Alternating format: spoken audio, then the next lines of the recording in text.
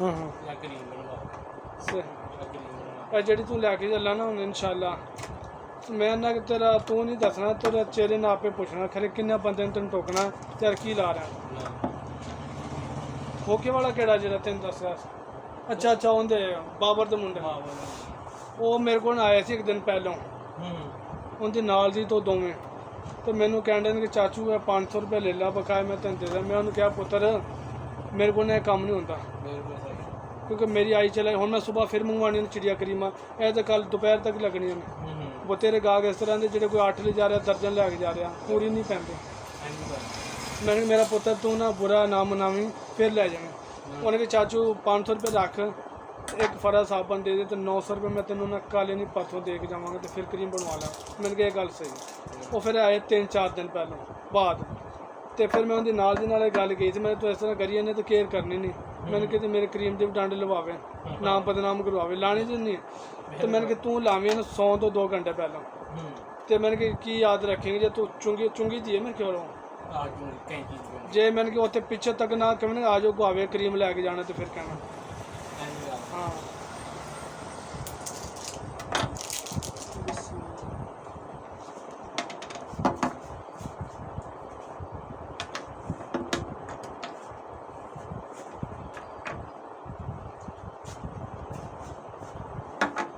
bench नहीं रखा कोई बेंच यार ना मैं इस करके नहीं रखा ऊपरली दुकान से रखा मैंने कि यार फिर एवं ना बगैर सौदे तो जो मुंडे आ जाते हैं ना एवं बह जाते हैं उन्होंने वास्ते क्योंकि एक काम है बीबियां का हाँ असी तो इस करके ना कभी यारी दोस्ती भी नहीं लाई इस काम वास्ते क्योंकि सारे धियाँ भैन एको जी होंगे ना तो चंगा नहीं लगता बस लियावे कहांगा मैं 2 कुर्सियां ने इधर लिया के रख देना बतेरे ना आंदियां ने बेचारे वडेरियां वो बैठा नहीं जाता खलोता नहीं जाता मैं ना कि वो मुंडा राती ना यकीन कर कितनी देर थक गया और 1-2 गाहक जो मेरे मोड़ी गए थे मैं रोटी खान दिया था हूँ टाइम किसी को नहीं है वो कहता नहीं यार बस इस तरह दस्ती हो जाएगा हर बंदा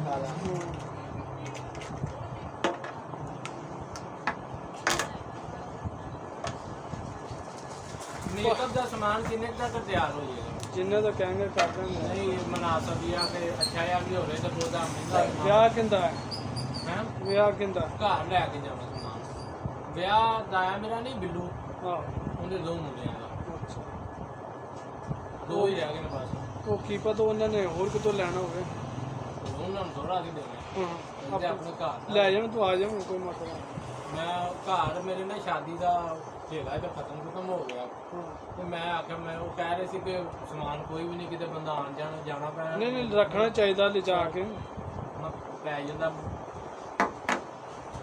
टाइम के बाद भजे जाइए नहीं मेन चीज़ां जड़ियां ने ना वो ले जा के रख छो 100 ब्याह शादी खुशी गमी तो होंदे रहंदे बंदा चीज़ रखी होवे ते कोई टाइम दुकान बंद भी होंदी है हाँ जी ठीक है या तू घर ना होवे बंदा चले तो जाता ना तैयार हो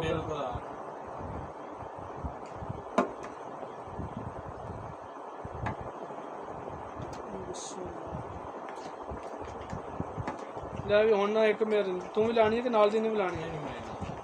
बस एक मेहरबानी करी सौन लगे ना लावें सौन तो 2 घंटे पहले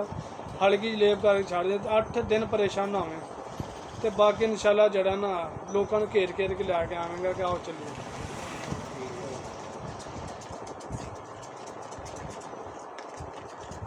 ਅਸੀਂ ਨਾ ਮੇਰੇ ਵਿਆਹ 'ਤੇ ਅਸੀਂ ਚਲੇ ਗਏ ਉੱਥੇ ਆਇਲਾ ਉਹ ਮੇਮਦਾਰ ਮੇਰੇ ਨਾਲ ਰਮਜ਼ਾਨ ਨਾਈ ਦਾ ਮੁੰਡਾ ਹੋਵੇ